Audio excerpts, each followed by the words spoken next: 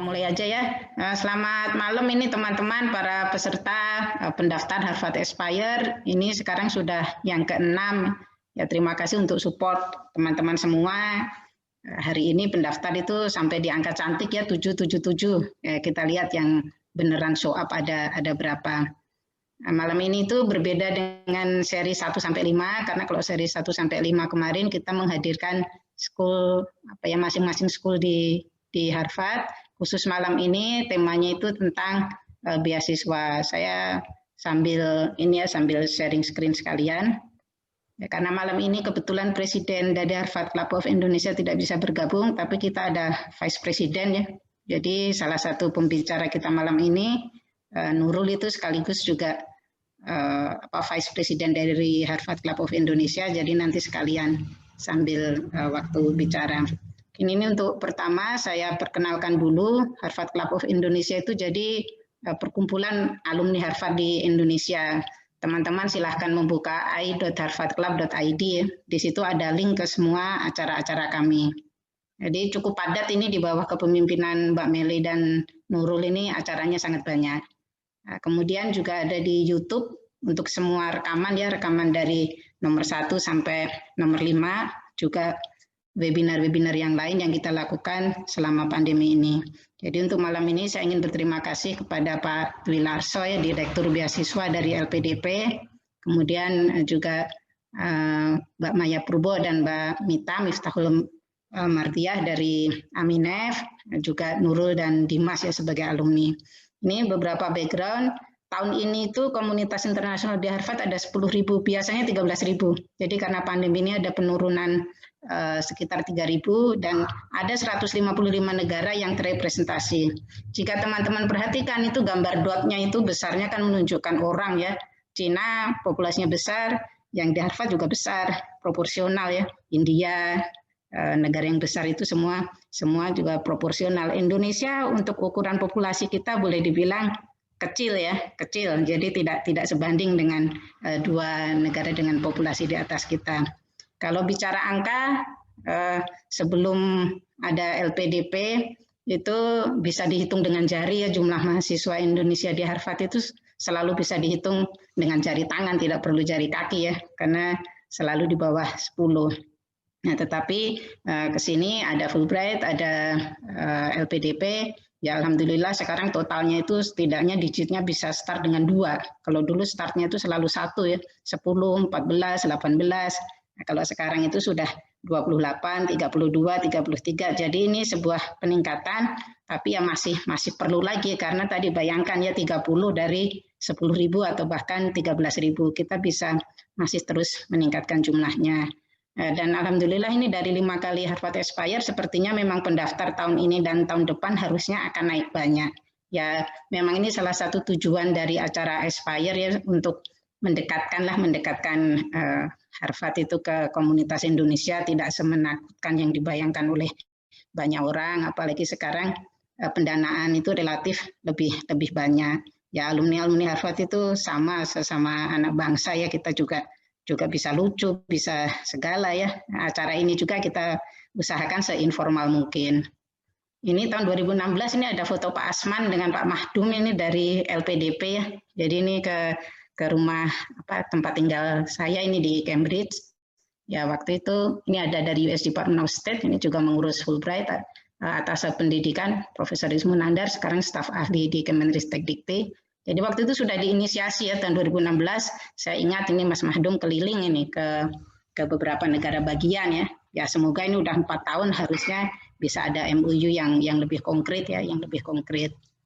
Yang pakai biru itu salah satu penerima LPDP, ini musisi namanya Klaus Christian, yang kecil itu anak saya. Nah ini teman-teman yang wisuda bareng saya, ya ini paling kiri itu Fulbright ya.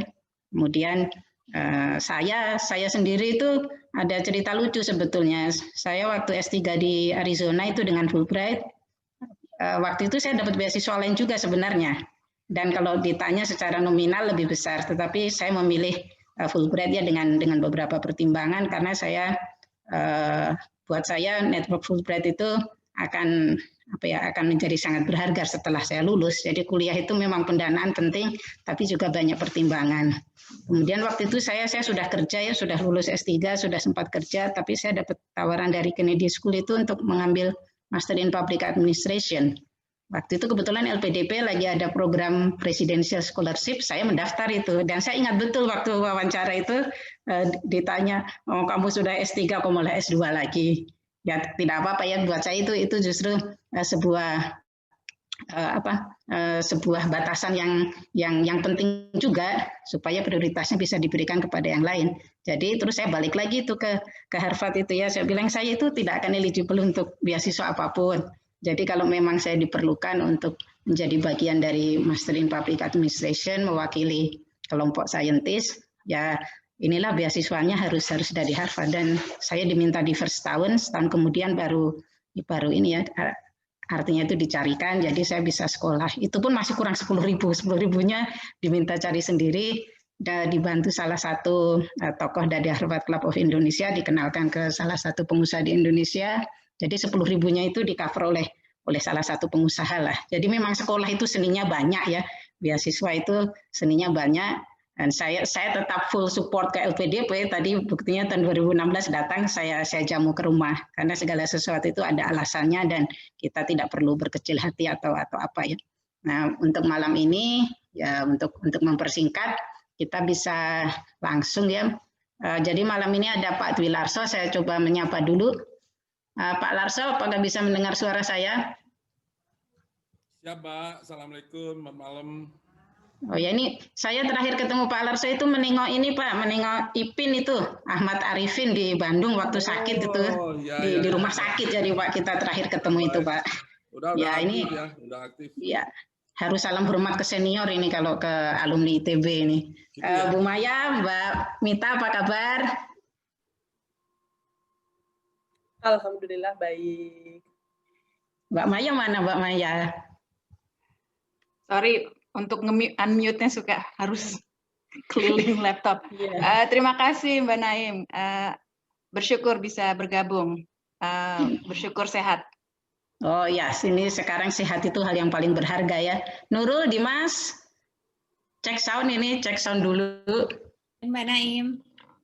Ya, ini Nurul, alumni Fulbright ya dari Harvard School of Public Health. Dimas?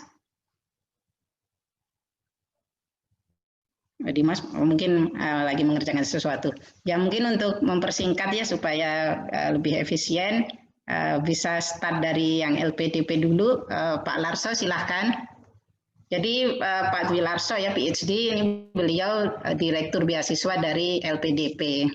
Ya salah satu beasiswa yang tadi ya banyak mengirim mahasiswa Indonesia ke Harvard sehingga jumlahnya bisa double ya kalau kita bandingkan dari 10 tahun yang lalu. Silahkan Pak Larso. Baik, matur nuwun Mbak Naim. Assalamualaikum warahmatullahi wabarakatuh. Shalom, Om Swastiastu, Namo Buddhaya. Salam kebajikan, salam sehat. Terima kasih. Ini Mbak Lina kelihatannya ya membantu saya langsung dibikinkan PowerPoint begitu. Dan saya senang ini bahasa Indonesia. Tadi mikirnya bahasa Inggris. Wah, bahasa Inggris. Baru datang saya semenit yang lalu dari Jakarta ke Bandung. Saya agak deg-degan karena ini teman-teman ini Harvard Club of Indonesia begitu. Sedekat-dekatnya saya ke Harvard, saya udah 3-4 kali ya masuk ke, tapi belum pernah lah kuliah di sana, tapi pernah masuk kelasnya ya. Beberapa kelas saya masukin, terutama MBA, waktu itu saya direktur MBA ITB. Pengen belajar ya, case study itu seperti apa begitu. Jadi ya menarik sekali, kita belajar banyak di sana. Tapi yang saya ingat di Boston area itu lobsternya enak, Mbak Naim. Lobsternya bukan main, itu dahsyat. Oh iya betul Pak, itu favorit Pak. Tapi mahasiswa suka nggak sanggup belinya Pak. Saya saingannya dengan di Oregon ya, lobster maupun salmon ya itu.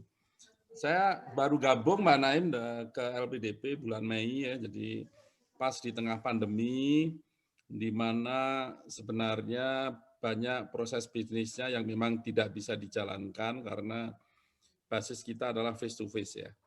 Kemudian sebenarnya by default kita tidak mikir untuk membuka di tahun 2020, tapi rasanya pengembangan SDM ini tidak bisa berhenti hanya gara-gara COVID, sehingga kita di 2020 memberikan diri untuk mengubah berbagai proses bisnis yang tidak mungkin dilakukan selama pandemi. Kita lakukan revisi, perbaikan-perbaikan, sehingga beberapa program bisa kita luncurkan.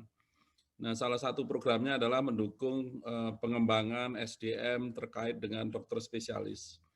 Kemudian juga untuk guru dan dosen dalam area pendidik, kita ingin mendukung proses itu, dan kebetulan dua-duanya ini kebanyakan ada di dalam negeri. Sehingga kita bisa jalankan selagi border-border masih pada tutup.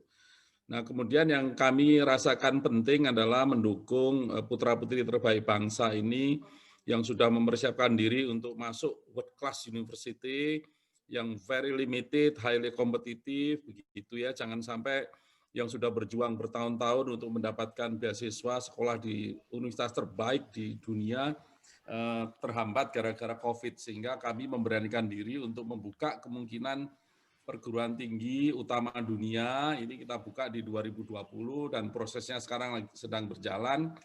Tapi tentunya kita ingin yang kita biayai adalah yang nanti kuliahnya di 2021, entah di awal tahun maupun di pertengahan tahun, tapi prosesnya sudah kita jalankan sekarang. Nah, saya ingin ungkapkan ini karena salah satu universitas dari 15 universitas terbaik itu Harvard tentunya di situ. Jadi semoga banyak kawan-kawan Harvard bisa memanfaatkan peluang ini. Memang tidak semua bisa kita selamatkan karena yang kuliahnya 2020 ya kelewat begitu. Nah, untuk umum aja bahwa di 2021 LPDP berkehendak untuk membuka dalam situasi apapun seluruh portofolio program beasiswa kita. Nah, secara umum mungkin saya bisa sampaikan bahwa kita melakukan penajaman-penajaman untuk ke depan, termasuk yang tadi di list 15 universitas terbaik di dunia itu harapannya sudah tidak terbantahkan lagi. Ya, salah satunya adalah Harvard, beberapa Ivy League, tapi tidak semua Ivy League. Ada 2 universitas di UK dan ada di Swiss. Tapi di luar itu banyak sekali universitas bagus di dunia, baik di Amerika maupun di belahan bumi lain, Australia, New Zealand, yang tentunya menjadi tujuan penerima beasiswa LPDP. Nah, ke depan di 2021 kami mendapat mandat juga dari Dewan Penyantun atau komisarisnya LPDP untuk melakukan support di program yang katakanlah non-degree. Jadi kami juga akan ikut mendukung beberapa program yang terkait dengan Kampus Merdeka, beberapa program vokasi dan sertifikasi, beberapa program terkait dengan pengayaan peneliti ataupun pendidik, dalam hari ini katakanlah melakukan riset di suatu universitas atau lembaga riset dunia begitu. Nah, LPDP bisa mendukung program-program seperti ini. Kenapa ini terjadi? Karena kita melihat juga bahwa Indonesia ini tentunya tidak melulu kita menciptakan output dalam bentuk jumlah masternya tambah sekian, jumlah doktornya tambah sekian, tapi lebih pesan dari Menkeu dan teman-teman kawan-kawan di Dewan Penyantun adalah agar setiap rupiah yang di-spend lewat LPDP itu betul-betul memberikan dampak nyata real ya, tidak melulu output tapi juga outcome dampak real. Nah, ini PR kita semua, terutama LPDP, kita sedang mengolah untuk 2021. Itu kira-kira ke depannya. Nah, tentunya kami senang sekali diundang di acara ini karena kami juga ingin banyak mendukung program-program yang mungkin bisa dibantu oleh kawan-kawan dari Harvard Club. Mungkin bisa dari awal ada beberapa slide yang saya ingin sampaikan di awal. Ya, tapi sekilas saja ini wajah-wajah Dewan Penyantun LPDP terdiri atas 9 menteri, 2 Menko, yang menentukan arah strategis dari program-program yang ada di LPDP. Next. Per hari ini dana abadi yang dikelola oleh LPDP 51,117 triliun, harapannya di akhir tahun ini akan menjadi angka 70 triliun begitu. Artinya komitmen pemerintah walaupun di tengah pandemi tetap tinggi untuk menyisihkan dana negara, dana rakyat ini untuk pengembangan SDM yang bisa digunakan turun-temurun untuk generasi-generasi berikutnya. Nah, tentunya angka ini agak misleading karena yang kita manfaatkan untuk program kita tentunya hanya yield-nya, hanya hasil dari investasi atas dana tersebut. Karena dana abadinya harus tetap abadi, dijaga. Ini kira-kira, dan dana abadi ini, yield-nya akan dipakai untuk satu beasiswa dan yang kedua riset ya. Kalau prosentasenya fakta yang sekarang kira-kira 25%, 20% itu ada di riset, sisanya ada untuk beasiswa. Berikutnya Mbak Lin. Sejauh ini ke LPDP dari tahun 2013 sampai bulan lalu, beberapa bulan lalu, 25.000 sudah kita biayai. Kemudian alumninya per bulan lalu, per Oktober itu sudah lebih dari 12.000 tersebar di berbagai daerah di Indonesia. Yang ongoing kira-kira 7.000, 8.000, dan yang lain tentunya masih menunggu pengayaan bahasa, proses-proses lain yang ada di dalam LPDP. Nah, angka ini juga mungkin cukup besar dibandingkan organisasi lain, tapi kalau dibandingkan penduduk Indonesia, saya pikir kita juga masih harus berjuang untuk meningkatkan angka ini. Dan tentunya penggunaan dana LPDP harus kita cerdaskan agar makin banyak putra-putri bangsa yang bisa kita sentuh dengan dana yang perlu kreativitas, semacam program co-funding ke depan ini akan kita dorong juga, baik kepada individu maupun institusi. Berikut, ini gambarannya, doktor kira-kira 20-25% begitu, sisanya adalah magister termasuk dokter spesialis. Next. Ini sebaran penerima beasiswa, tentunya mayoritas masih di dalam negeri, tapi angka sekitar 30% di luar negeri, untuk area-area tertentu sampai angka 40% begitu. Itu sangat membanggakan menurut saya, karena saya juga pernah di luar negeri, rasanya angka itu cukup bagus. Tapi ini kalau teman-teman Harvard lihat bahwa mayoritas itu luar negerinya arahnya ke Eropa, kemudian ada Australia, New Zealand, kemudian barulah kira-kira Amerika Utara, dan kemudian Asia lainnya ya. Angka-angkanya kira-kira setara Asia dan Amerika Utara. Biasanya Amerika Utara karena ada GRE, tapi sekarang beberapa universitas sudah mau waive skor GRE. Katakanlah University of Florida saya pikir, dan beberapa universitas lain. Berikutnya. Ini khusus untuk yang di Amerika, sejauh ini ada hampir 900 yang sekolah di Amerika, mayoritas tentunya magister, doktornya kira-kira 100. Sebarannya per university kita punya dari Columbia, mungkin disebut Harvard ya, ini yang ongoing ya. Harvard sekarang ada magisternya 5, dokternya nggak ada, totalnya hanya 5. Berikutnya, mungkin khusus Harvard kali ya berikutnya. Next. Nah, Harvard dari 2013 sampai 2020, 33 alumninya ada 28, yang sekarang sedang ongoing ada 5. Nah, kami tentunya tidak ada kuota, tidak ada batasan, siapapun yang memang pergi ke Harvard dan kemudian memang mendapatkan LOE melalui proses kami, tentunya kita akan support full ya, jadi tidak ada kuota segala macam. Ini sebaran prodinya mayoritas bukan mayoritas ya, angka terbesar di public policy, MBA-nya, dan kedua. Berikutnya. Berikutnya mungkin sudah mau selesai ya, tapi berikutnya Mbak Lin. Ini program kita yang ada dari kelompok afirmasi.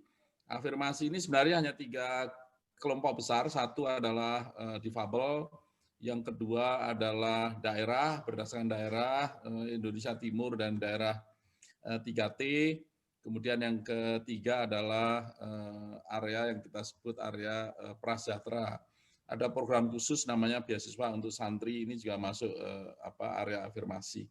Kemudian kelompok besar kedua adalah targeted sasaran, ini biasanya untuk kawan-kawan yang sedang bekerja PNS, TNI, Polri, untuk pendidik yang dulu kita sebut Budi, kalau Budi hanya dosen, sekarang kita tambah dengan guru-guru yang kemudian mungkin butuh S2 begitu, untuk guru SMA maupun SMK, termasuk guru SD pun atau SMP yang butuh S2 kita support.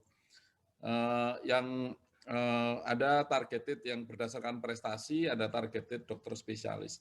Nah, ke depan kami juga melihat beberapa area targeted yang kita mungkin bisa support ya, area terkait industri. Contohnya industri yang sekarang pengembangan baterai, kita kerjasama dengan universitas di Cina yang dijembatani oleh Kemenko Marves, mendukung 21 untuk mengembangkan industri. Jadi industri-industri yang kita anggap memberikan dampak maksimal bagi bangsa ini, karena ekonomi ini bergerak kalau industrinya bergerak begitu. Kita juga akan lakukan support.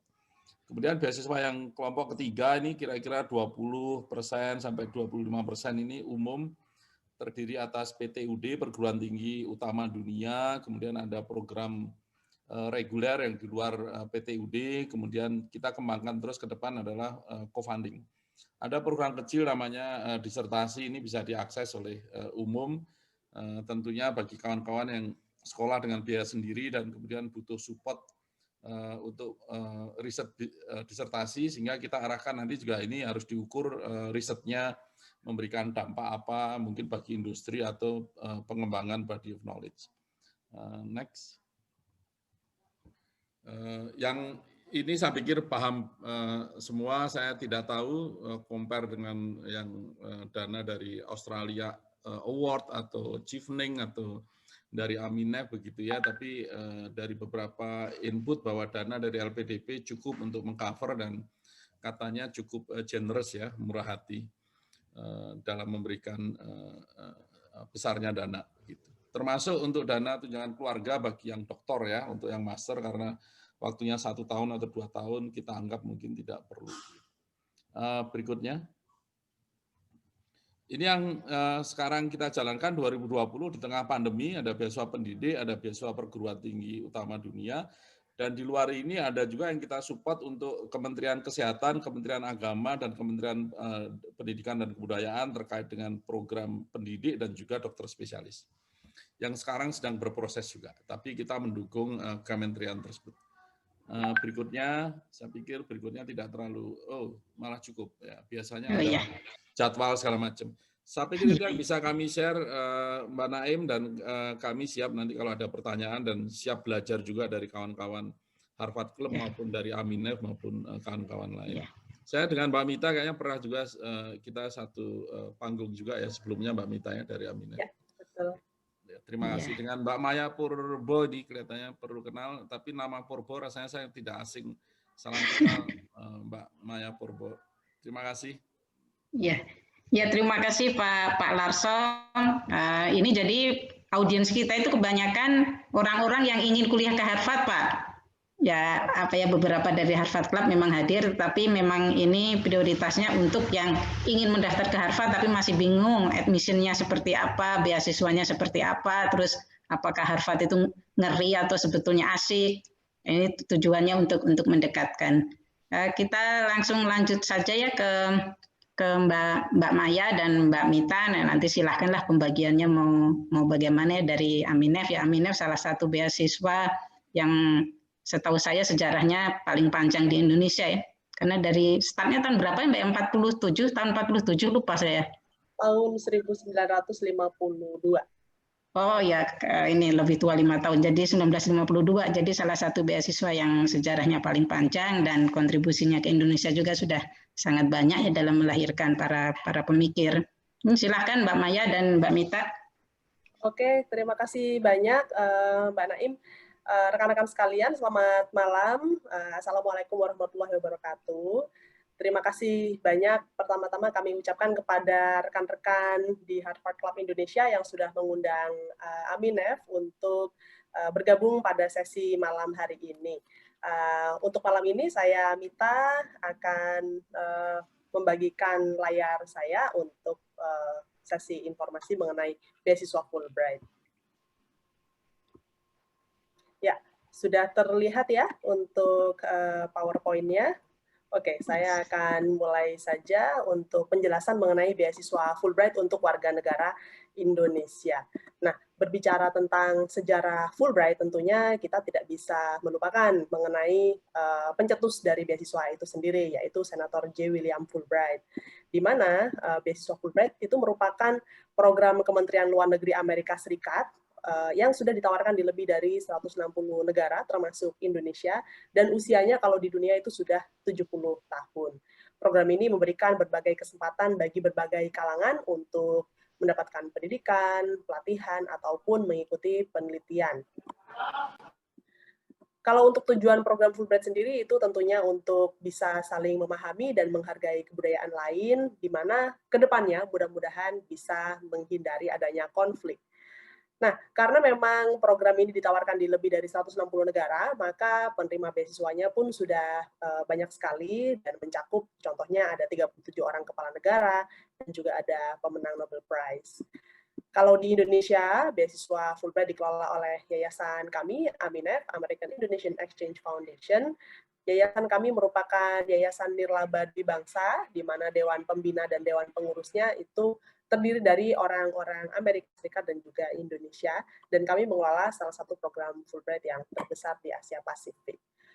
Di AMINEF sendiri, karena kami menjunjung untuk rasa saling pengertian dan rasa saling menghormati antara Amerika dan Indonesia, maka orang-orang Indonesia yang dibantu untuk beasiswanya, otomatis mereka akan menjalankan berbagai program di Amerika Serikat untuk studi S2, S3, penelitian, ataupun pelatihan profesional.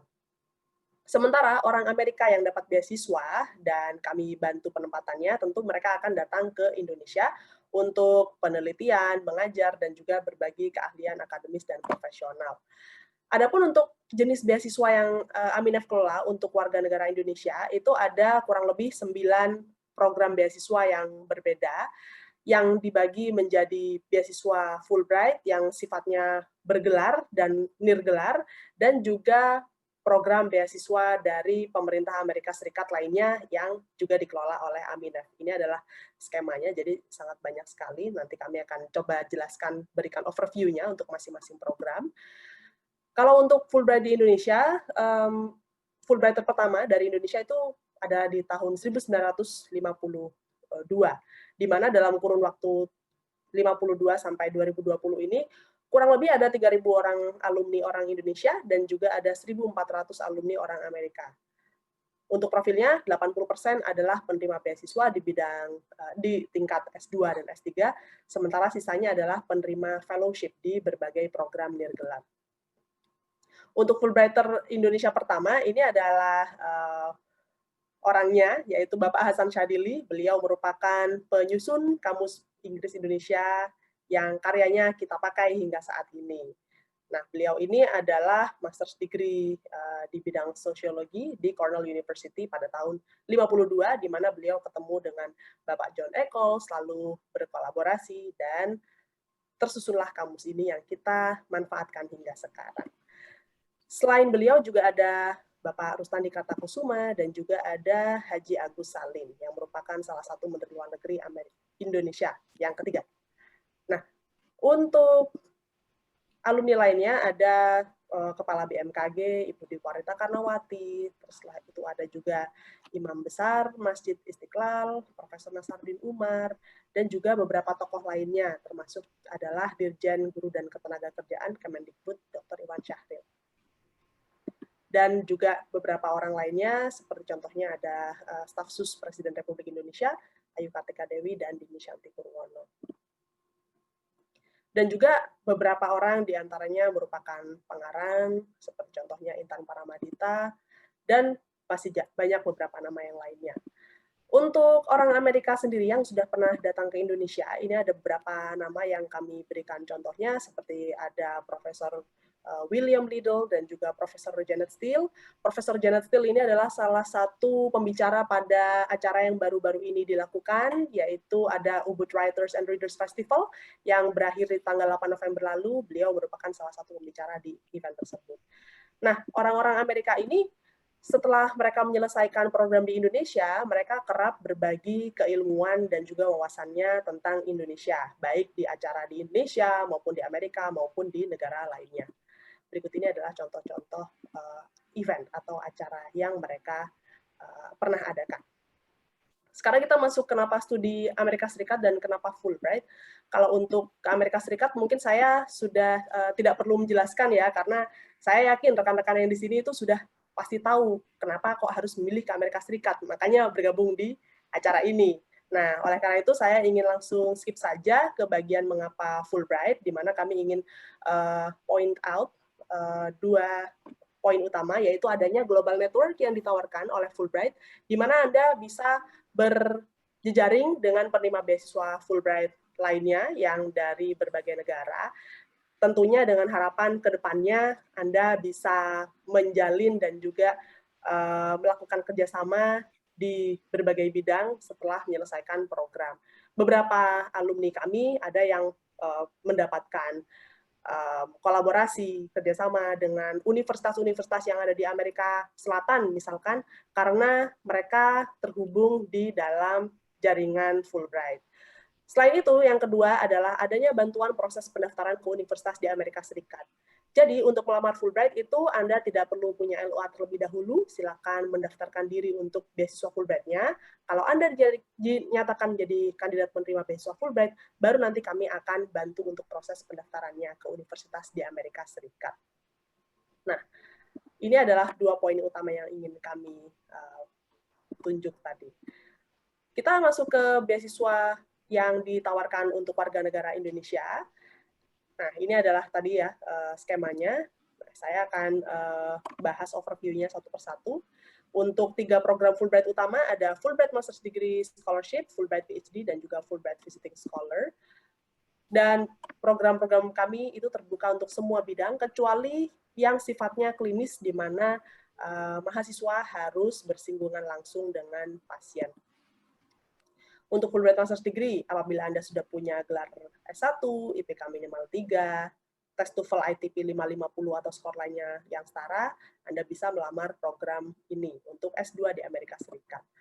Untuk yang mau melamar PhD, Anda sudah harus punya gelar S2, IPK minimal 3, tes TOEFL-nya 575 atau skor lainnya yang setara, dan kami berikan preferensi atau keutamaan kepada mereka yang bersedia mengajar di perguruan tinggi setelah menyelesaikan program Anda. Untuk masa pembiayaannya adalah 3 tahun. Untuk batas waktu pengiriman aplikasi untuk program Fulbright Master's Degree dan PhD adalah di tanggal 15 Februari. Berikut ini adalah timeline yang sangat komprehensif yang bisa Anda lihat. Mengapa di sini cukup lama, yaitu Anda mengirimkan formulir aplikasi di tanggal 15 Februari 2021, namun baru berangkat di bulan Juni atau sampai dengan September di 2022, karena di sini dalam kurun waktu 1,5 tahun, Anda akan menjalani berbagai proses, contohnya tes TOEFL IBT dan GRE, di mana nanti skornya kami akan bawa ke University Application Anda, dan nanti Anda didaftarkan di berbagai kampus di Amerika Serikat, 4 kampus sampai dengan 6 kampus yang berbeda. Silakan Anda tentukan mulai sekarang kampus-kampus mana yang Anda inginkan. Nanti kami akan berikan pertimbangan dan kami bantu untuk proses pendaftarannya ke sana. Lalu kami akan memandu Anda untuk tentunya menunggu informasinya, informasi pengumumannya bersama-sama, dan lain-lain hingga nanti mengikuti orientasi pra-keberangkatan dan akhirnya berangkat ke Amerika Serikat. Ini adalah timeline-nya dalam kurun waktu 1,5 tahun tadi. Kalau untuk Fulbright Visiting Scholar, bagi mereka yang sudah punya gelar S3 dan ingin melakukan riset pasca doktoral di Amerika Serikat selama 3-6 bulan, Anda silakan melamar program ini, di mana tenggat waktu pendaftarannya adalah di 1 Desember 2020. Kami juga ada program lainnya bagi mereka yang ingin melaksanakan riset di bidang-bidang atau topik yang berkaitan dengan Amerika Serikat dan ASEAN. Anda bisa melamar program Fulbright US ASEAN Visiting Scholar. Deadline-nya baru saja berlalu di tanggal 1 November lalu. Tapi kalau semuanya memang berminat untuk tahun depan, silakan persiapkan diri mulai dari sekarang untuk memenuhi deadline tahun depan. Untuk program yang sifatnya nirgelar, ini ada beberapa program Fulbright lainnya. Contohnya adalah Hubert H. Humphrey Fellowship, yang merupakan kesempatan atau program pertukaran bagi para profesional yang saat ini sedang dalam jabatan memimpin di institusi-institusi yang sifatnya nirgelar atau pemerintahan atau swasta non-profit. Anda memiliki kesempatan untuk mengikuti pertukaran di Amerika Serikat selama 2 semester. Program berikutnya ada FLTA, yaitu program pertukaran bagi mereka yang saat ini bekerja sebagai guru pengajar bahasa Inggris atau bahasa Indonesia untuk penutur asing. Anda mendapatkan kesempatan untuk mengajar bahasa Indonesia di Amerika Serikat selama 2 semester. Setelah itu juga ada Fulbright DAI. Ini adalah program pertukaran untuk guru. Bagi Anda, guru baik guru SD, SMP, maupun SMA, Anda bisa mendaftar program ini untuk mengikuti pertukaran selama 1 semester di Amerika Serikat. Untuk tenggat waktunya sendiri berbeda-beda di tiap-tiap programnya. Jadi ini adalah informasinya. Kalau untuk persyaratan dan fasilitas, saya rasa untuk persyaratan umum melamar beasiswa Fulbright itu akan kurang lebih sama seperti persyaratan beasiswa pada umumnya, yaitu adalah harus warga negara Indonesia, punya prestasi akademis, berbahasa Inggris fasih, komitmen terhadap bidang studi, dan yang tidak kalah penting adalah bersedia kembali ke Indonesia setelah studi. Dan untuk batasan usianya sendiri, kami tidak ada batasan usia, namun kami harap yang bersangkutan masih dalam usia bekerja, minimal 5 tahun sebelum memasuki masa pensiun. Kalau untuk persyaratan pendaftarannya, kurang lebih juga sama dengan beasiswa pada umumnya. Anda mengirimkan formulir aplikasi, skor TOEFL, surat rekomendasi, transkrip dan ijazah akademis, CV, dan sebagainya. Kalau untuk fasilitas program, bisa dikatakan cakupannya cukup komprehensif, yaitu selama mengikuti program di Indonesia, kami menyediakan tiket pesawat pulang pergi, akomodasi, dan uang saku, serta keperluan lainnya seperti tes TOEFL IBT dan juga GRE, itu juga kami akan tanggung biayanya. Dan kalau di Amerika, itu Anda akan dibiayai secara umum mencakup biaya program, uang saku bulanan, dan juga uang buku. Setelah itu juga ada tiket pesawat pulang pergi, dan juga asuransi kesehatan. Kalau untuk beasiswa selain Fulbright yang dikelola oleh Aminef, ini ada 2 program beasiswa, yaitu ada CCI program dan juga Global Undergraduate Exchange. CCI ini adalah program pertukaran bagi para kalangan profesional yang saat ini bekerja selama 1 tahun, maksimal 5 tahun, di mana mereka bisa mempertajam kemampuan profesional mereka di Amerika Serikat selama 2 semester. Sementara Global U-Grad adalah program pertukaran bagi yang saat ini mahasiswa S1 di Indonesia. Batas waktu pendaftarannya adalah di tanggal 15 Januari untuk CCI dan 31 Desember untuk Global U-Grad. Ini adalah pengumuman mengenai penerimaan aplikasi untuk CCI yang kami posting per tanggal 4 November lalu. Nah, untuk sumber informasi mengenai beasiswa Fulbright ataupun beasiswa lainnya yang dikelola oleh Aminef, tentunya website Aminef adalah sumber referensi utama, yaitu di www.aminef.or.id, atau Anda juga bisa mengikuti kami di sosial media, Facebook, ada Instagram, dan juga Twitter. Dan kalau Anda ingin menghubungi Aminef, boleh langsung telepon saja ke kantor kami di hari dan jam kerja. Terus setelah itu juga bisa mengirimkan email kepada kami. Email-email ini tertera di website Aminef tentunya. Dan juga bisa memanfaatkan contact us form di website Aminef di bagian paling akhir, atau meninggalkan komentar pada postingan yang relevan di media sosial. Itu saja dari kami. Terima kasih banyak atas perhatiannya. Untuk berikutnya saya kembalikan ke Mbak Naim. Wassalamualaikum warahmatullahi wabarakatuh. Waalaikumsalam. Terima kasih Mbak Mita dan terima kasih tadi ada meng-highlight Mbak Dini Purwono ya, alumni dari Harvard Law School. Tadi juga Pak Larso meng-highlight Dr. Andre, sekretaris kita yang sekretaris dari Harvard Club of Indonesia. Mungkin untuk selanjutnya ini ya di kolom chat itu saya lihat, saya perhatikan ada yang menulis Fulbright itu dengan 2 L. Jadi yang benar itu 1 L ya. Nanti kalau Anda menulis Fulbright dengan 2 L apply ke Aminef itu dikira nanti apply beasiswa yang lain. Nurul, apakah sudah siap? Silahkan ya berbagi ya mungkin pengalaman selama di Harvard sebagai mahasiswa Fulbright ya saat itu.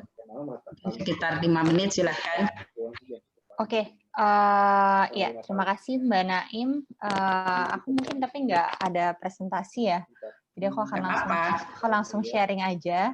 Jadi kalau pengalamanku memang seperti yang Mbak Mita bilang bahwa proses Fulbright ini sangat membantu untuk aplikasi ya. Pada aku mau cerita dari awal, membantu dari proses aplikasi karena sedikit berbeda dengan LPDP yang harus ada letter of acceptance-nya. Justru Fulbright itu mengencourage kita daftar dulu scholarship-nya, baru daftar university-nya. Jadi memang waktu itu saya belum mendaftar ke Harvard, bahkan tidak terpikir untuk mendaftar ke Harvard, tapi saat keterima Fulbright, baru kemudian terpikir untuk memilih salah satu top schools-nya adalah di Harvard.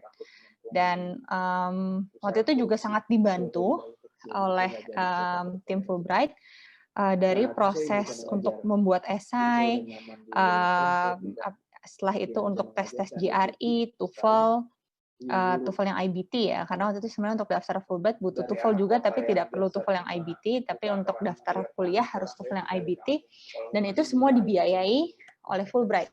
Nah, jadi setelah menjadi Fulbrighters, kita dibantu untuk mendaftar university dan juga tes-tes yang diperlukan, jadi termasuk GRE dan TOEFL itu dibantu, dan yang paling membantu juga sebenarnya bantuan untuk mereview dokumen sih. Jadi ada semacam kayak mentorship dari Fulbrighter yang lain. Saya kurang paham assignment-nya seperti apa internal, tapi yang pasti sebelum saya mengirimkan esai saya dapat feedback dari Fulbright-nya bagaimana sebaiknya menulis esai, kemudian strategi juga untuk memilih universitas. Jadi misalnya university-nya dari 4 yang dipilih, yang top school-nya 2, yang second ininya 2 gitu. Jadi supaya ada cadangan kalau nggak keterima di top schools. Kemudian saat sudah mulai keterima, sudah mendapat pengumuman di Harvard, dan waktu itu dari yang saya daftar 4, yang keterima 3. Jadi itu saya yang nggak keterima itu di Johns Hopkins. Jadi saya nggak keterima di Johns Hopkins, tapi keterima di Harvard, sama ada keterima di 2 university lagi, University of Washington waktu itu, sama University of Florida kalau nggak salah. Dan waktu itu memang dibantu juga untuk apply scholarship in-house, karena Fulbright memang sedikit berbeda dengan LPDP, mungkin kita ada cap-nya. Jadi waktu itu di tahun saya cap-nya kan TP udah berubah ya. Tapi waktu itu di tahun saya cap-nya itu adalah $30,000 untuk setahun, dan itu sebenarnya cukup jauh shortfall-nya dari tuition untuk sekolah di Ivy League. Cuma Aminef dan Fulbright itu membolehkan kita mendapatkan sumber dana dari tempat lain, dan dari Harvard pun saya mendapat waive, jadi tuition waiver pun dapat. Jadi akhirnya sudah berkurang sekitar, saya lupa deh, berkurang 20.000, jadi 11.000 per semester di waive tuition.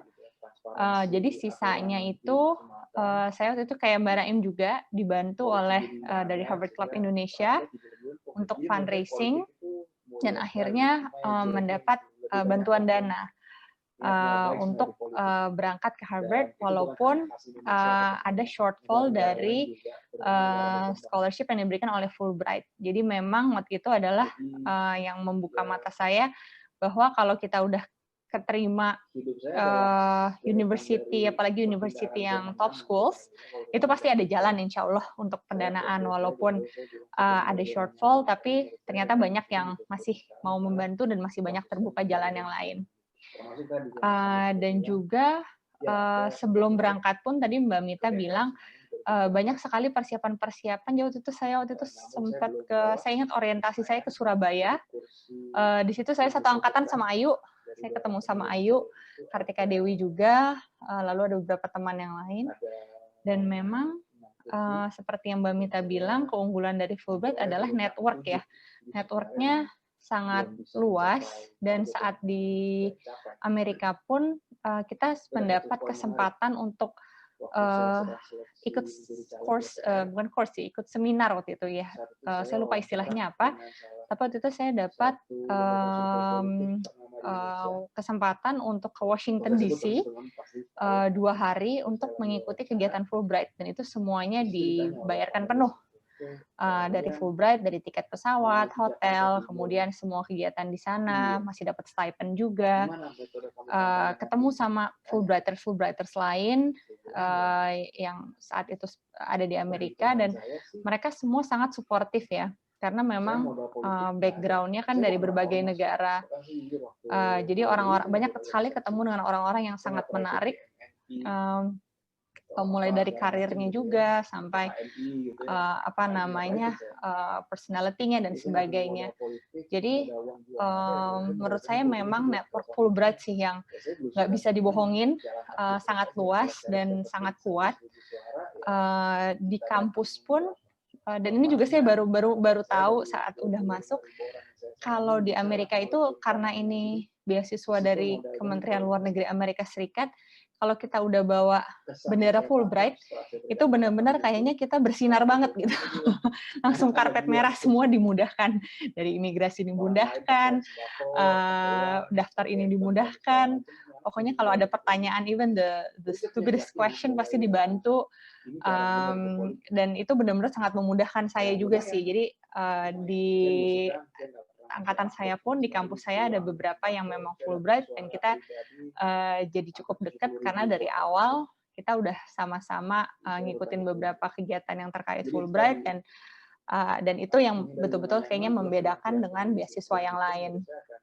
Bahkan setelah saya lulus, yang menarik setelah saya lulus itu saya sempat bekerja di Indonesia untuk project 3 bulan, tapi setelah itu saya bekerja di Singapura, dan bos saya yang di Singapura yang meng-hire saya itu adalah Fulbright juga. Jadi setelah lulus pun Fulbright membuka banyak kesempatan dan banyak pintu.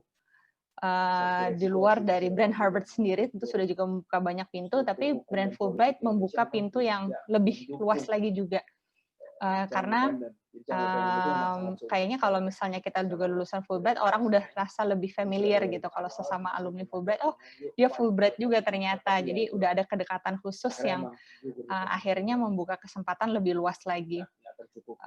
Bahkan saat saya bekerja di Singapura itu, kalau saya lagi ada project di negara lain pun, biasanya kita suka ada tuh nanti ketemu sama Fulbrighters dari mana gitu. Jadi saya rasa network-nya yang tidak selesai hanya di saat kita kuliah, tapi bahkan saat bekerja itu network globalnya masih terus terasa sih dampaknya, Mbak Naim. Di samping ya selama kuliah itu banyak sekali kegiatan-kegiatan yang kita selalu dapat email, ntar ada kegiatan yang sifatnya nggak selalu akademis ya, banyak kegiatan yang memang sifatnya akademis, tapi banyak yang sifatnya memang social networking seperti itu yang akhirnya juga membuka pintu lebih banyak juga dari kegiatan yang ada di dalam kampus Harvard-nya sendiri. Ya, terima kasih Nurul. Jadi ya saya juga setuju ya. Saya waktu di Arizona itu, jadi saya statusnya sebagai Fulbright student, pembimbing utama saya Fulbright scholar juga. Ya, beliau orang Amerika ya, pernah ke Thailand dalam program Fulbright, dan direktur international office-nya pun juga Fulbright. Asalnya itu awalnya dari Venezuela ya, tapi sudah pindah ke Amerika. Jadi saya sangat merasakan itu kekeluargaan ya. Kalau di Arizona itu, apalagi di Arizona itu betul-betul kita ada pertemuan rutin gitu ya. Ya memang masing-masing ada plus minusnya, dan tentu ini ya masing-masing juga sangat membanggakan. Berikutnya Dimas, sudah siap Dimas? Sudah Mbak Naim. Ini orang-orang paling sibuk ini kalau ngurusin COVID ini, alumni LPDP ngurusin COVID ini. Yuk, silahkan Dimas. Ya, terima kasih Mbak Naim. Assalamualaikum warahmatullahi wabarakatuh. Selamat malam. Terima kasih banyak Mbak Naim dan teman-teman di HCI udah minta saya untuk sedikit sharing. Selamat malam juga buat Pak Direktur, Pak Dwi Larso, Mbak Nurul, Mbak Maya, dan Mbak Mita. Mungkin saya hanya share dua hal singkat mungkin ya. Pertama, perjalanan saya sebagai awardee LPDP. Mungkin kalau untuk tahun ini, tadi mungkin sudah disebutkan bahwa yang menjadi awardee LPDP perlu memiliki LOA terlebih dahulu. Tapi kalau zaman saya, mungkin karena memang untuk beasiswa yang perguruan tinggi utama dunia ya, jadi ada situasi kekhususan. Mohon koreksi kalau saya salah Pak Dwi. Tapi kalau sebelum-sebelumnya, zaman saya pun tidak perlu ada LOA. Karena saya sendiri, saya mendapatkan beasiswa LPDP terlebih dulu sebelum saya akhirnya mendapatkan LOA begitu. Jadi waktu saya daftar LPDP, saya masih proses mempersiapkan application ke kampus dan bahkan belum mensubmit berkas application-nya gitu. Jadi mungkin ke depan juga akan kembali ke mekanisme yang sebelum-sebelumnya mungkin ya setelah pandemi ini. Mungkin nanti Pak Dwi juga bisa mengklarifikasi kalau saya keliru. Jadi memang kalau dari segi yang tadi Mbak Nurul sampaikan, mungkin dari segi treatment karpet merahnya tidak 100% sama begitu ya. Karena kalau dari Fulbright kan memang dari pemerintah Amerika. Cuman ada plusnya mungkin kalau dari penerima beasiswa LPDP, tadi juga sudah disinggung Mbak Nurul, kalau Fulbright kan, ini juga mungkin koreksi kalau saya keliru ya, masih ada ceilingnya ya, ada cap-nya untuk grant itu. Dan sayangnya tuition fee di kampus-kampus Ivy League ini amat sangat besar begitu. Jadi sepertinya LPDP in this regard lebih generous karena tidak ada cap-nya. Walaupun mungkin tidak ada treatment red carpet tadi yang disebutkan Mbak Nurul. Untuk tahap-tahapnya sebetulnya sih mungkin teman-teman juga bisa cek lebih detailnya lagi di situs LPDP. Karena saya sendiri daftar sudah lumayan lama ya, 2016, dan sepertinya dari tahun ke tahun selalu ada penyempurnaan sistem seleksi begitu. Jadi pengalaman saya mungkin tidak 100% akan relevan buat teman-teman yang baru mau daftar LPDP. Tapi intinya ada pengumpulan berkas, selalu ada seleksi tertulis, ada leaderless group discussion, dan ada interview. Itu saja mungkin mengenai perjalanan mendapatkan beasiswa LPDP. Tadinya saya ingin share one other thing, dan saya sebenarnya sudah ada fotonya tapi belum saya siapkan untuk kesempatan kali ini. Jadi satu hal yang cukup menarik, saya dan teman-teman awardee LPDP lain, karena mungkin kami sangat merasa berhutang kepada negara begitu ya. Jadi waktu di Boston kami lebih, bukan berarti yang non LPDP tidak ada, maksudnya keinginan untuk kontribusi ke negara, tapi karena kami merasa dihutangi gitu ya sama negara, saya dan teman-teman LPDP lain juga menjadi salah satu motor untuk berbagai kegiatan pertunjukan budaya, misalkan di alun-alun Copley Square, itu semacam kayak alun-alun buat pertunjukan seni lah. Di Boston kami menampilkan angklung, di Harvard juga saya menjadi salah satu konduktornya buat pertunjukan angklung. Dan teman-teman yang LPDP pun terlibat, cuman mungkin sekali lagi karena saya merasa berhutang gitu, jadi lebih merasa terpanggil. Terakhir mungkin terkait dengan network dari para alumninya, tadi juga Mbak Nurul sudah share ya banyak keunggulan dari solidaritas para alumni atau awardee dari Fulbright. Saya mau share sedikit, share screen nggak akan lama juga, kalau boleh Mbak Naimnya izin. Ya silakan.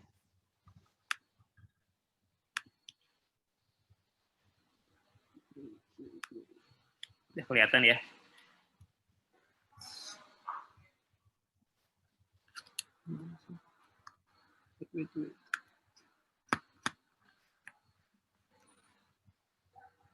Nah, oke. Jadi buat salah satu menurut saya menjadi kekuatan dari award di LPDP adalah network dan wadah berkarya dari para award alumninya lumayan cukup baik kalau menurut saya. Jadi untuk para alumni LPDP itu ada organisasi namanya Mata Garuda. Saya sendiri terlibat di dalamnya. Dan salah satu anak dari Mata Garuda ini yang saya share sedikit sekarang adalah Mata Garuda Institute. Jadi mewadahi para award alumni LPDP yang tertarik berminat di bidang kajian kebijakan publik, kajian pemerintah, dan memberikan rekomendasi kepada pemerintah. Jadi ini tadi kalau overall Mata Garudanya seperti yang sudah disampaikan Pak Dwi Larso juga, kami Mata Garuda Institute.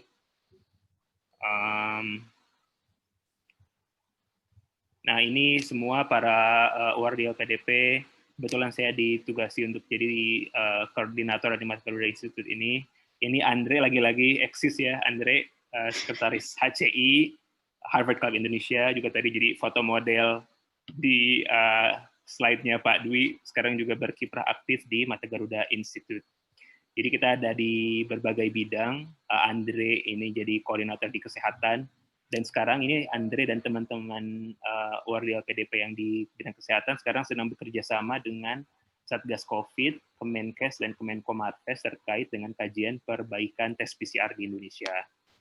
Lalu juga ada ekonomi, background ekonomi juga, politik, dan pendidikan, dan lain-lainnya.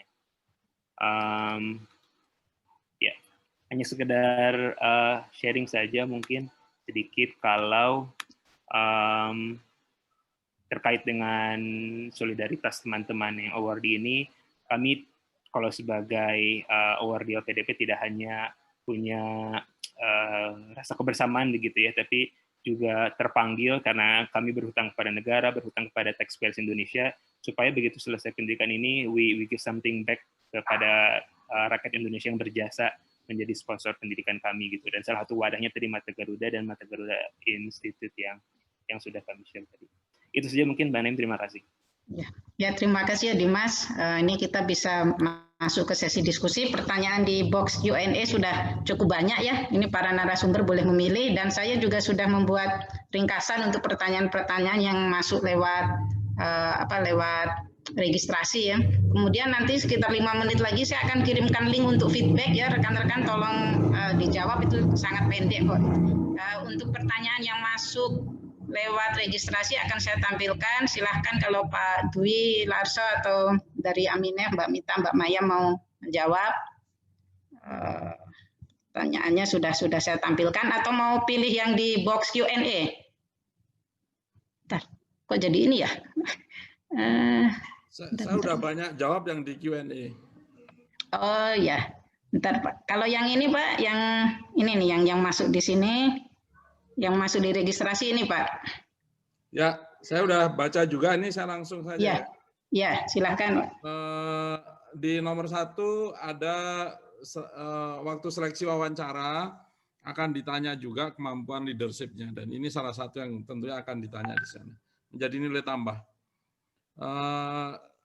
Nomor 2 itu harus dibedakan antara lolos beasiswa LPDP dan lolos diterima oleh universitasnya. Itu bisa berbeda syaratnya.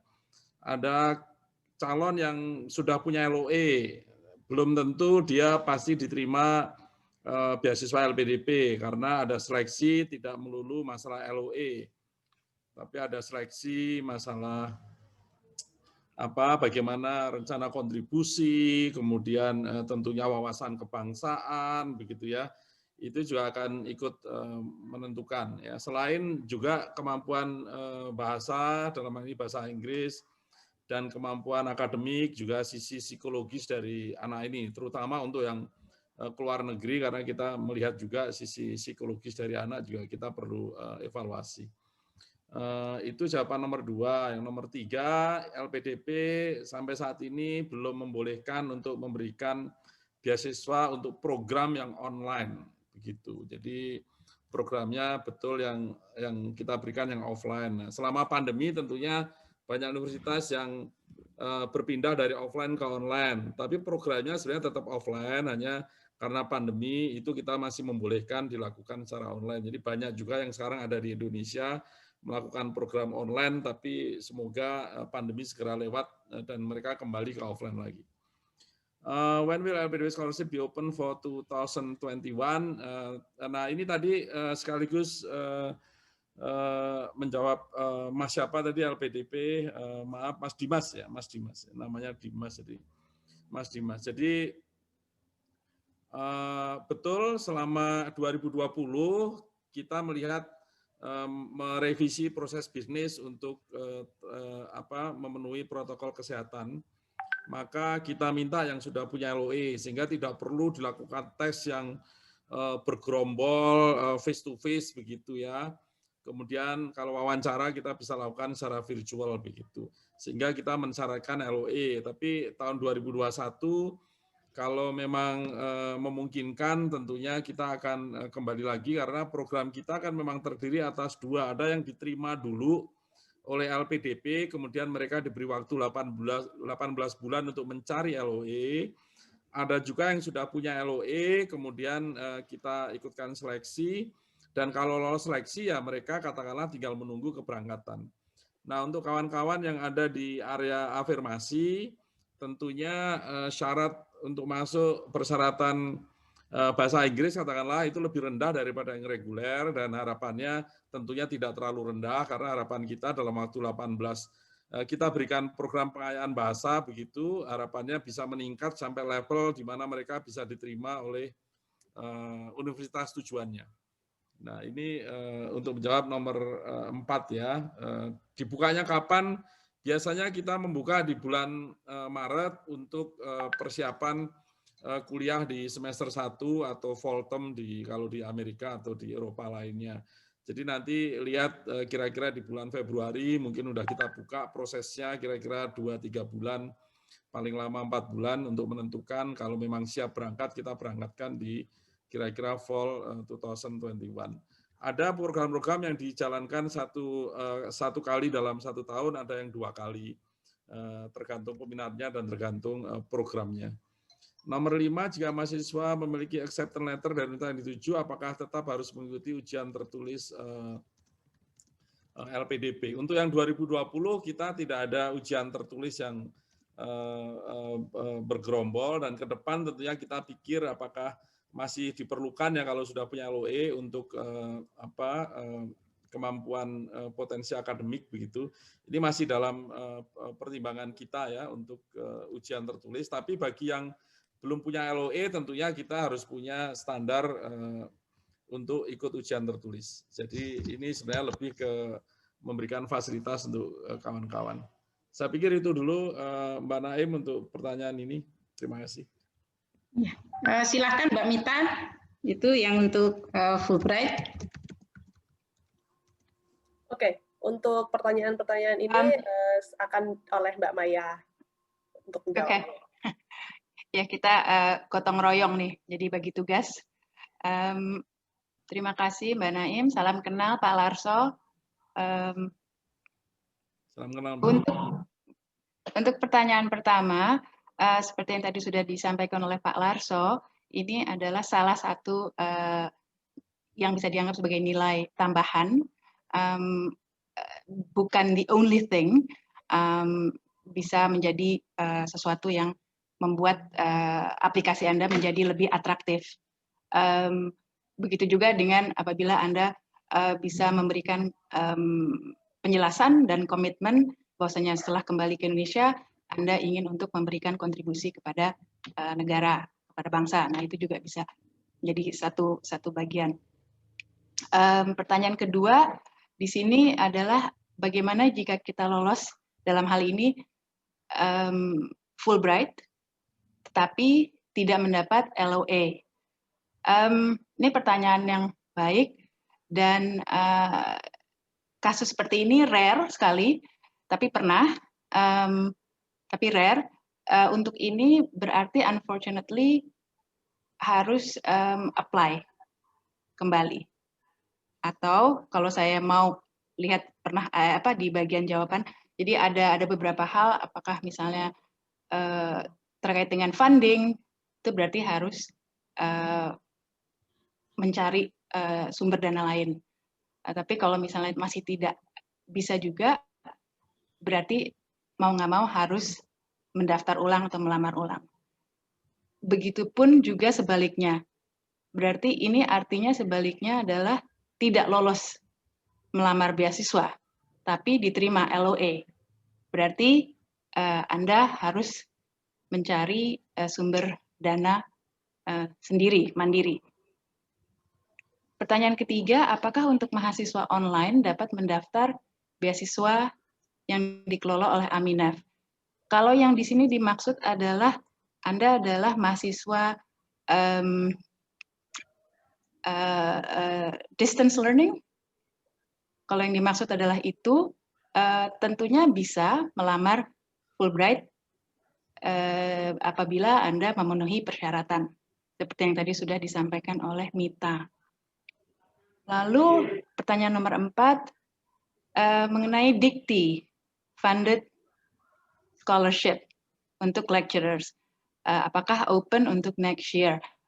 Untuk DIKTI, kebetulan memang kami masih menunggu keputusan dari pihak Kementerian Pendidikan dan Kebudayaan, karena fundingnya itu dari pihak Kementerian Pendidikan dan Kebudayaan. Namun, kalau memang Anda ingin untuk apply, Anda bisa apply ke Fulbright yang kita namakan Fulbright Core Program, which is Fulbright Master's Degree, atau kalau untuk S3, Fulbright Doctoral Degree. Ada lagi kah?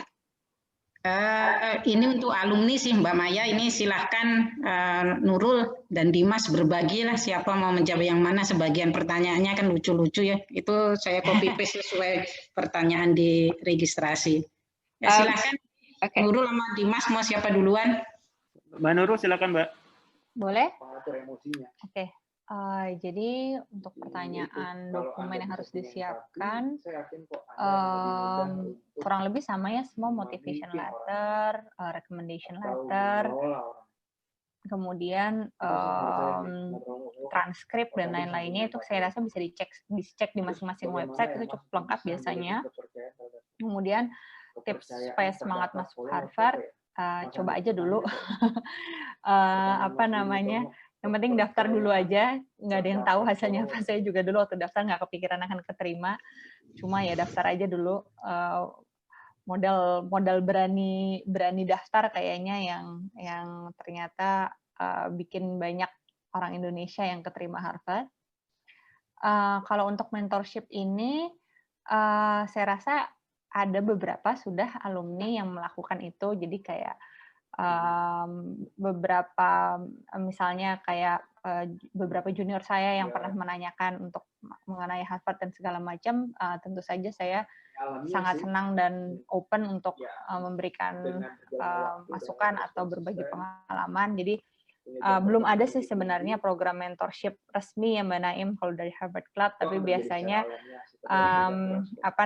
saat ini kalau memang ada kenalan atau misalnya ada senior atau kolega yang memang alumni Harvard, biasanya individu tersebut cukup open kok untuk memberikan masukan, dan sebenarnya ini juga semangat dari Harvard Aspire bahwa ingin banyak berbagi supaya lebih banyak orang Indonesia yang berani daftar Harvard dan akhirnya bisa keterima di Harvard.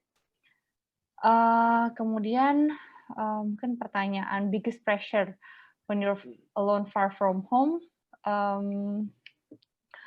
Saat ini kalau untuk di Harvard sendiri biggest pressure-nya mungkin sudah dibahas beberapa kali ini ya alumni.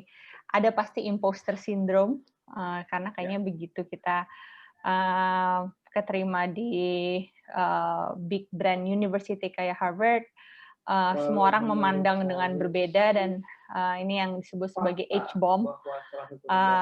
Kalau kita lagi ada diskusi lalu bilang dulu S2-nya di Harvard, orang langsung kayak wow gitu, padahal rasanya nggak kayak gitu. Itu salah satu mungkin pressure yang selalu dibahas di antara alumni Harvard, dan juga mungkin pressure lainnya terkait keluar dari zona nyaman mungkin ya, yang mungkin sebelumnya kalau saya pribadi pertama kalinya mungkin untuk tinggal sendiri dan sebagainya, dan ternyata sekolah itu bukan cuma belajar dan tidur dan ujian. Mungkin dulu waktu S1 hanya itu aja, belajar, ujian, tidur, jadi lebih mudah. Tapi kalau di sana mau makan ya harus masak sendiri, harus beli makanannya sendiri, mau tidur harus nyuci spraynya dulu, entah harus beresin spraynya. Jadi ternyata hidup itu bukan cuma, kalau kata dosen saya dulu, life will be so much easy if it's just learning and sleeping gitu, but it's not. You have to do other things. You have to take a bath, you have to go shopping, you have to do groceries, you have to meet people, dan sebagainya. Jadi mungkin itu yang baru dirasakan saat kuliah di luar negeri. Mungkin kalau untuk step by step masuk Harvard, dan Dimas mungkin bisa lebih relevan Mas jawabnya, karena mungkin ada yang berubah kalau untuk step by step Harvard-nya. Terus apakah ini pertanyaan yang tadi sering muncul ya, universitas yang daerah atau bukan top university Indonesia punya peluang untuk S2? Itu juga sudah dijawab di beberapa Harvard Aspire yang sebelumnya, bahwa admission office sendiri dari Harvard melihat applicants-nya itu tidak hanya dari transkrip nilai atau kampusnya, tapi juga dari esainya, dari kontribusi yang sudah dia lakukan sebelumnya. Bahkan kayaknya sekarang sudah menjadi tren, banyak orang yang mungkin kuliahnya biasa-biasa aja gitu ya, atau bukan mahasiswa berprestasi, tapi dia memiliki prestasi di saat dia mulai bekerja, atau justru saat kuliah prestasinya dia itu lebih gemilang, lebih cemerlang dari karya-karyanya. Nah, jadi justru itu banyak sekali yang menjadi daya ungkit untuk mereka yang daftar di Harvard. Justru biasanya Harvard juga ingin melihat orang-orang yang punya cerita yang menarik dalam hidupnya, bukan hanya nilai yang bagus. Karena mungkin ya dianggapnya untuk punya nilai yang bagus itu nilai plus, tapi kalau bisa berkontribusi nyata pada masyarakat bahkan sebelum lulus atau setelah lulus, itu menjadi suatu pengalaman yang luar biasa yang menjadi nilai tambah juga untuk Harvard-nya, untuk kelas-kelas di Harvard. Yang lain mungkin bisa Dimas ya, yang jawab. Dimas, silakan Mas gantian. Tapi ini mungkin saya tambahkan sedikit ya, mumpung ini ada bertanya tentang universitas daerah ya. Jadi saya lihat di Harvard itu kita bisa menemukan segala itu. Ada yang mahasiswa dari keluarga kaya sekali, ada yang lebih susah dari kita anak beasiswa. Jadi itu semua nyampur jadi satu ya di satu tempat.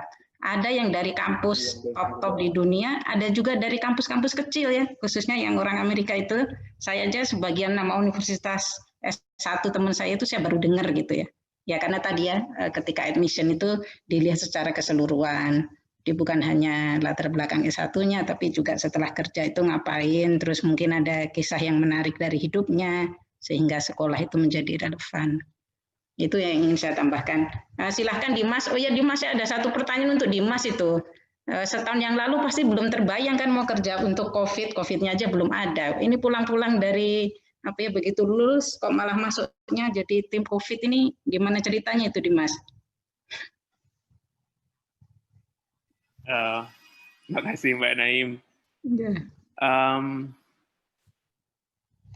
Mungkin satu terkait juga dengan tadi yang udah saya bilang ya soal LPDP, kan saya merasa berhutang besar sama rakyat Indonesia, dan this is gonna sound very cliche dan agak garing. Tapi memang sepertinya kan COVID ya jadi ujian yang sangat berat ya buat dunia, termasuk juga buat Indonesia. Dan saya pikir salah satu ladang buat saya untuk membayar hutang ke rakyat Indonesia yang mudah-mudahan bisa meaningful gitu ya di Komite Penanganan COVID dan Pemulihan Ekonomi Nasional ini, Mbak, gitu. Satu. Terus yang kedua juga saya dari Harvard, kan saya di Kennedy School, dan itu temanya memang, bukan tema, tagline-nya Kennedy School kan Ask What You Can Do gitu. sama seperti kutipan atau quote dari JFK. Dan saya merasa yang what I can do, walaupun mungkin tidak signifikan ya di sini. Dan memang terakhir waktu saya belajar di Kennedy School juga banyak terkait dengan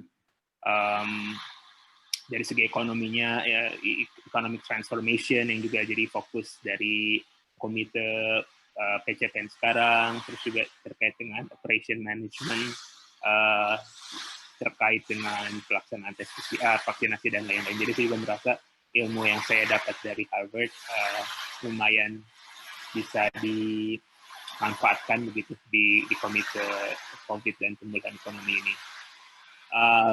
Thank you for the question, Mbak Naim. Terus tadi, I just would like to completely echo what has been said by Mbak Nurul. Setuju sama semua poinnya. Mungkin ada beberapa tambahan sedikit terkait dengan tadi Mbak Nurul bilang coba aja dulu gitu ya. One thing yang saya sangat-sangat ingin garis bawahi dan emphasize adalah sebetulnya menjadi orang Indonesia itu menurut saya nih adalah aset luar biasa kalau kita daftar ke kampus top-top dunia termasuk di Harvard. Karena kan kampus itu sangat ingin menjual diversity kampus mereka, keinternasionalan dari kampus mereka, dan fakta yang agak menyedihkannya memang bahwa Indonesia ini masih sangat massively underrepresented gitu. Sangat-sangat kurang terwakili jika dibandingkan dengan besarnya populasi bangsa kita. Misalkan waktu saya kuliah di Kennedy School aja itu jumlah mahasiswa Indonesia either sama atau kurang dari jumlah mahasiswa dari Singapura yang jumlah penduduknya aja di bawah Jakarta gitu.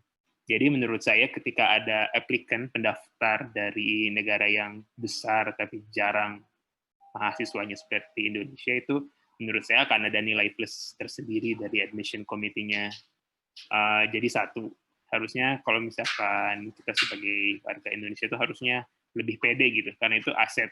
Karena kita nggak banyak di kampus-kampus dunia lain. Misalnya di negara lain, kampus-kampus terbaik dunia di negara lain.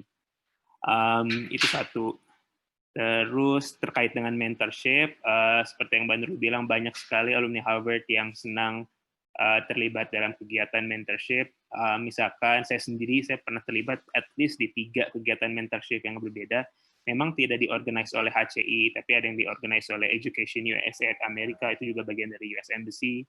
Lalu ada misalkan Studentia, dan banyak sekali sekarang sudah menjamur di mana-mana inisiatif mentorship itu. Teman-teman bisa ikutan, dan banyak sekali, kalau nggak salah bahkan semuanya gratis ya, jadi tidak ada cost yang dikeluarkan. Step by step to enter Harvard. Tadi ini amanah dari Mbak Nurul nih. Mungkin saya juga agak kurang relevannya karena sudah lumayan juga lama. Walaupun mungkin relatif agak lebih sedikit baru dibanding Mbak Nurul. Jadi nggak beda jauh juga sih.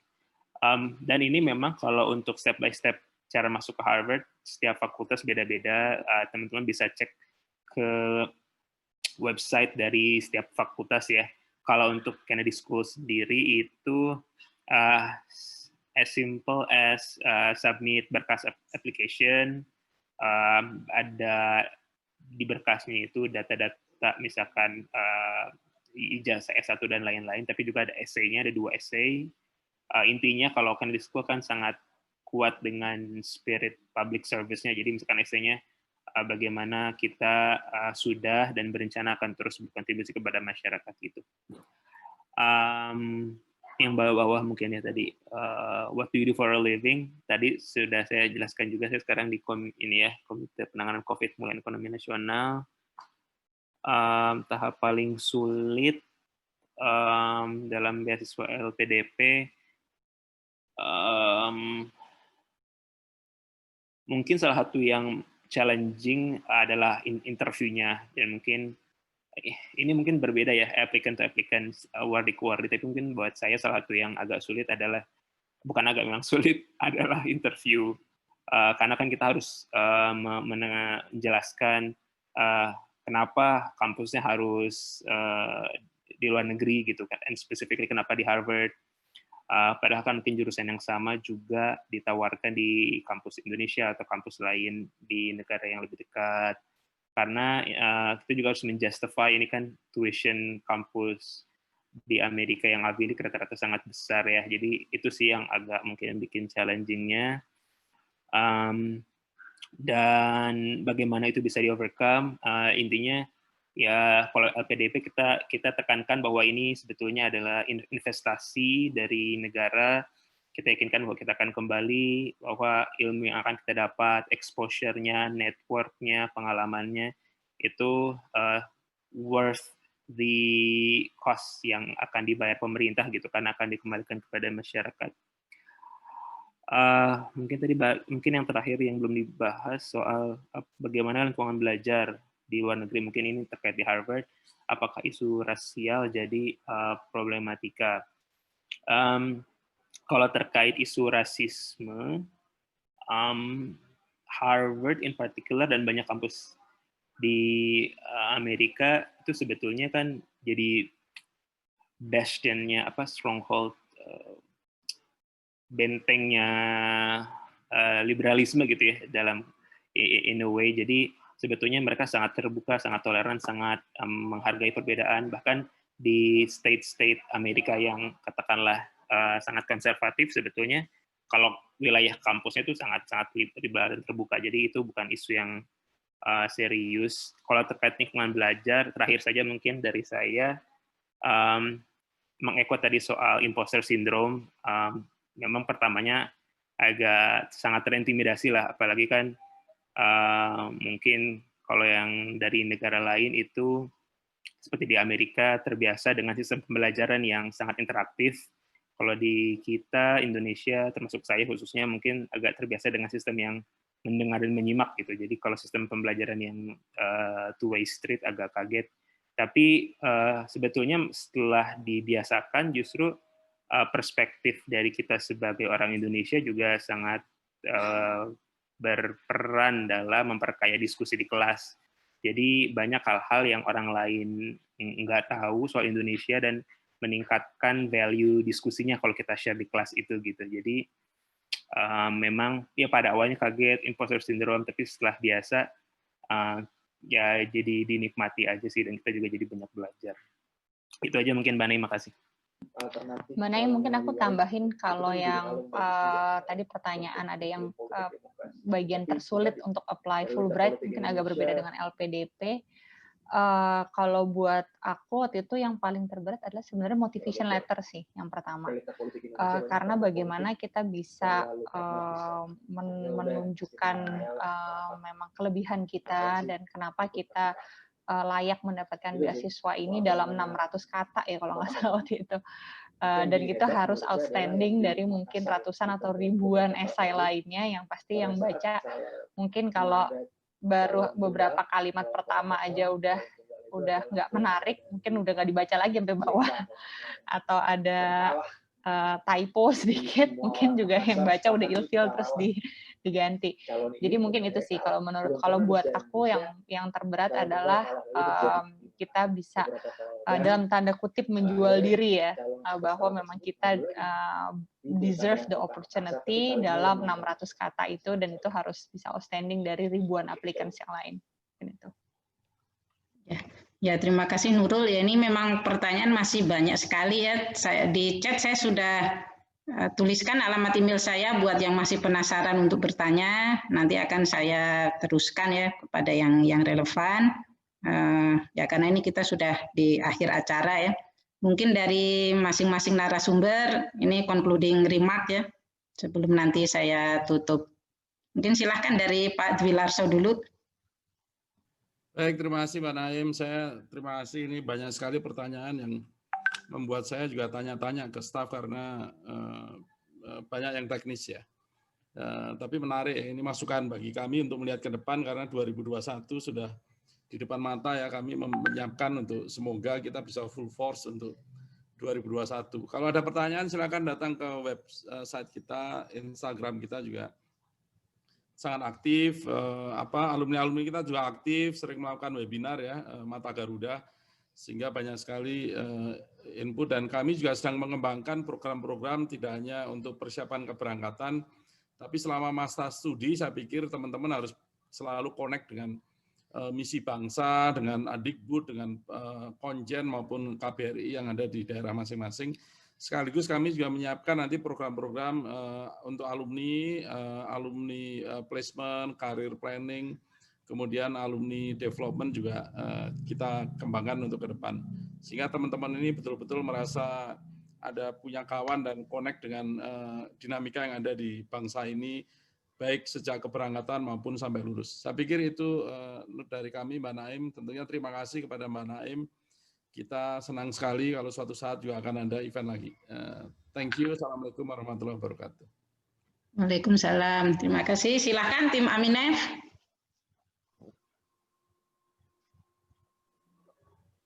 Terima kasih Mbak Naim.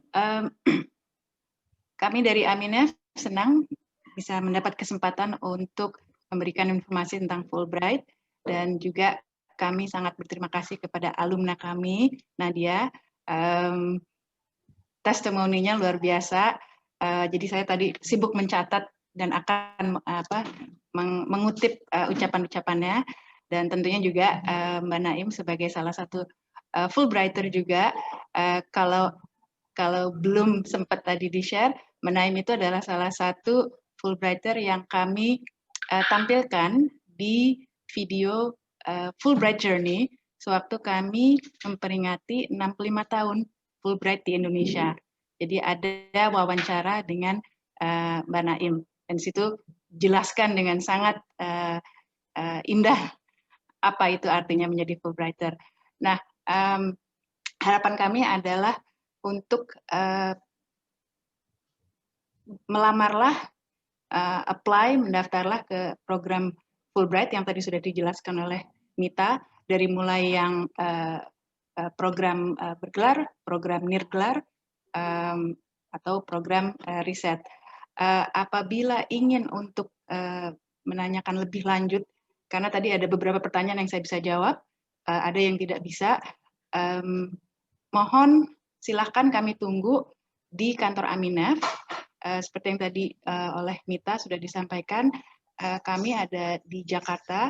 Kantor kami beroperasi kembali walaupun masa transisi PSBB ini, namun berkapasitas 50% sesuai dengan peraturan.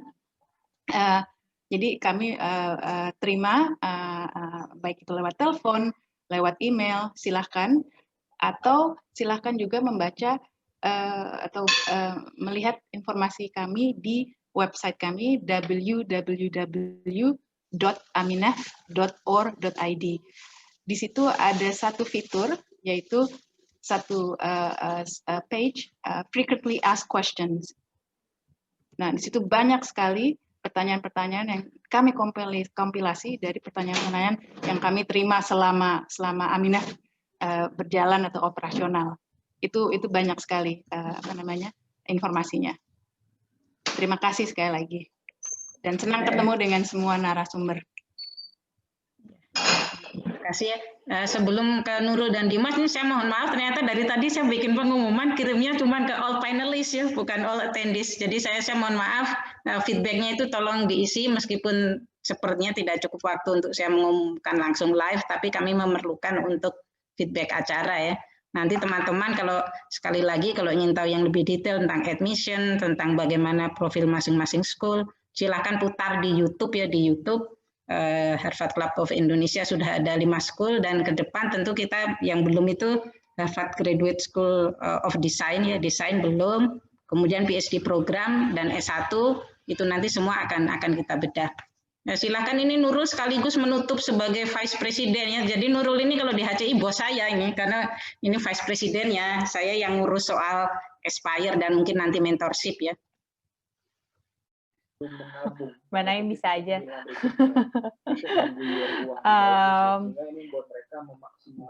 Lagi Mbak Naim semua yang organisasi Aspire, jadi terima kasih banyak Mbak Naim, kepada para narasumber yang sudah hadir malam ini, Pak Dwi Larso, Mbak Maya, Mbak Mita, senang sekali bisa ketemu lagi dengan wajah-wajah yang sudah lama tidak ketemu, kemudian dengan Dimas juga, karena sekarang juga masih pandemi, banyak kegiatan yang kita memang cuma bisa ketemunya online, tapi bersyukur juga jadi cukup banyak ketemu orang online.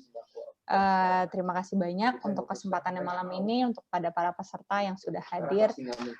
Mungkin pesan saya terakhir adalah kembali lagi ke tujuan dari Harvard Aspire ini, jangan takut daftar, baik daftar beasiswa ataupun daftar Harvard-nya sendiri. Bisa dua cara, daftar beasiswanya dulu seperti ke Fulbright, baru daftar sekolahnya seperti saya, atau seperti Dimas, daftar dulu sekolahnya, baru nanti uangnya pasti ada. Walaupun kesannya Ivy League itu mahal gitu ya, tapi selalu ada jalan, apalagi kalau kita udah bisa membawa nama Indonesia sampai ke universitas top dunia, selalu ada yang mau bantu, selalu ada jalan, dan funding itu sebenarnya banyak, bahkan kadang-kadang mungkin nggak terserap gitu, banyak yang juga terjadinya seperti itu. Jadi lagi-lagi jangan pesimis duluan, jangan kebanyakan takutnya duluan, daftar aja dulu, karena seperti yang Dimas bilang, kita sebagai orang Indonesia sebenarnya punya posisi yang menguntungkan sebagai orang-orang dari third world country ya, kalau saya boleh bilang. Banyak sekali kesempatan-kesempatan untuk mendapat beasiswa dan untuk masuk ke universitas top dunia. Mungkin itu aja dari saya, Mbak Naim. Ya, silakan Dimas, terakhir.